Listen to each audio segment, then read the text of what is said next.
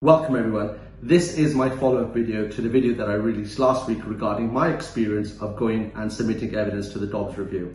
I want to thank every single person for sharing, liking, and all the comments that I've received since. It's clear that we're turning heads. Within 48 hours of that video going live, Dobbs has issued a statement. What does that statement say? That there's going to be yet another delay. The reason cited for the delay is because Dobbs review does not want to leave any stone unturned.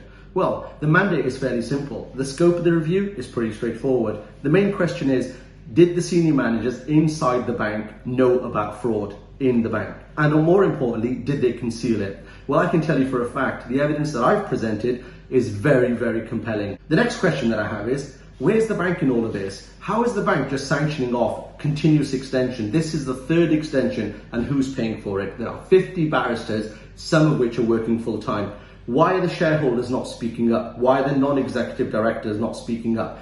How big is the black hole inside the bank? This report is instructed by the bank for the bank.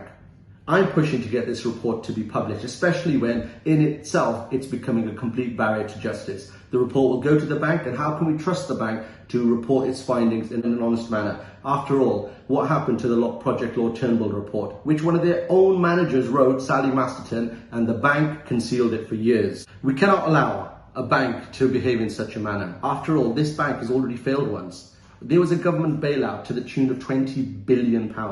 To put that into perspective, the Burj Khalifa, the tallest building in the world, a complete marvel of engineering, cost £1 billion. 20 Burj Khalifas went from the taxpayer towards Lloyds Bank to save it from insolvency. It's time the institutional investors and the shareholders spoke up. And what are the non-executive directors doing?